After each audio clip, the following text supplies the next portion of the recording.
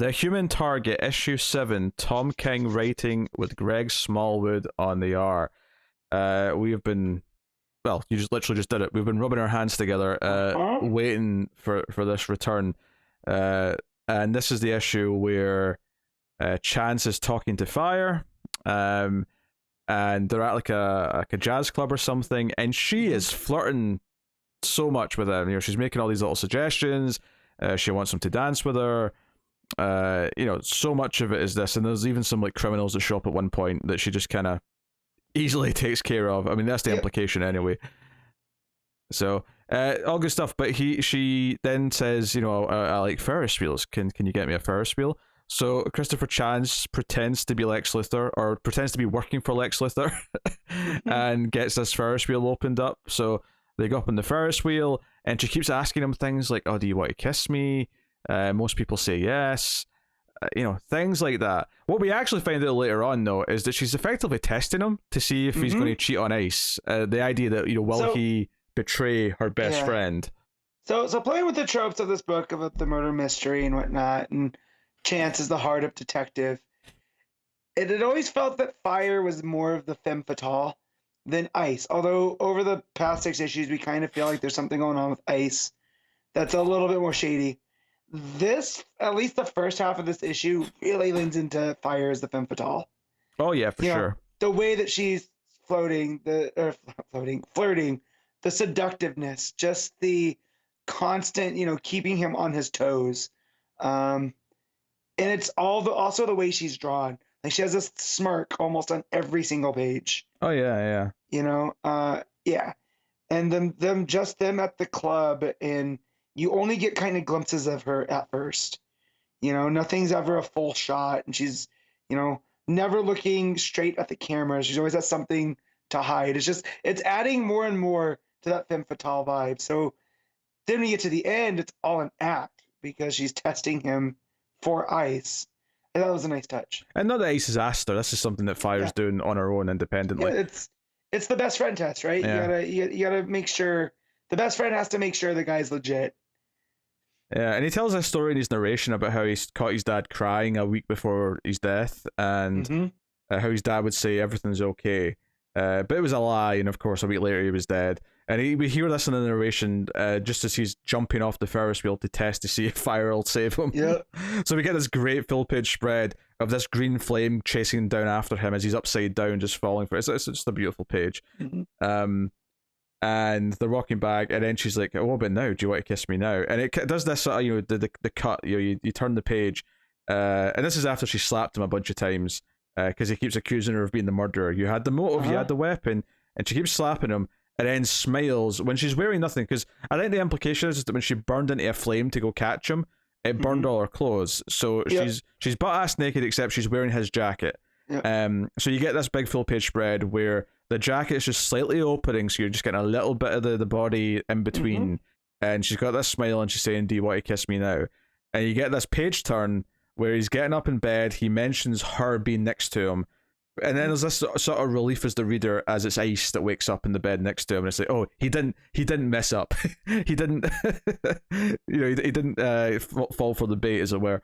And you know, he tells us in the narration that Ice came over late last night and they didn't even really say anything. He just felt the chill in the room, and then you know, they got intimate, and then they get intimate again in the shower in the morning. You know, we see that as well. Which I particularly like, this idea of all the steam. Obviously there's steam in the shower anyway, but the idea that she's making ice and the water's, it's extra. Yeah. Yeah, really, really foggy. But all just beautiful concepts. And then they go to see Fire, and Fire does what he tell Chance, whatever. But she tells Ice that, oh, he's good. He didn't fall for the bait. He's a good one. But it's all building up, and I love the way the final page or final couple of pages plays this. Where she's like, yeah, I did take the money. I did help so and so. You know, I did help Booster and all that stuff. But she's worried about telling him because, oh, you're going to kill him. And he's like, no, like, it's fine. Like, I'm investigating this. So you get this thing where the narration is just in the top corner of each panel on the last page as she's building up to saying who it is. You know, He says, 7 days ago I was murdered, 6 days ago I met Ice, 3 days ago we kissed, yesterday we killed a superhero, and then the final panel, Fire at least implicates, we don't know for sure, but implicates that Guy is the one who did it, and it's like, oh shit, he's already murdered him. Yep. Oh, and Ice, right? And both of them together. Yeah, they mentioned that as well, that Ice like cleaned the crime scene with her powers to like absolute zero, as she said. Yeah, she cleaned the crime scene, and then no one has asked about Guy, which I was, this version of Guy I get, that's not a slight, because this one was a bit of an a-hole. So this one, but in the main continuity, he's a lovable a-hole. Here he was an abusive prick, but no one in the Justice League's asked about him or anything. They seem to be in the clear. So the fact that we just seem to get a confirmation from Fire that Guy is responsible for this makes me wonder where the last half of this is going. Assuming that's right, but I do love how the art in the last page, like the last 3 panels are close-ups of their eyes, and like Ice is assuring her, we won't kill whoever this is. I mean, come on, we're good guys, we don't kill anyone. And then the next panel, we killed a superhero yesterday, and then the last panel, oh yeah, Guy's the one, and they've already killed him. So it's this weird. There's a really cool flow to it, as the subject is brought up, it's kind of dismissed, and then it's like, oh no, not only will you kill him, you already have. There's a great curve to the information being revealed in this last page that I really like. The way it goes through your mind. And you can sort of tell it's building up to Guy, the way she describes him. It's like, oh, he's crazy, but he's sweet, and he tries to,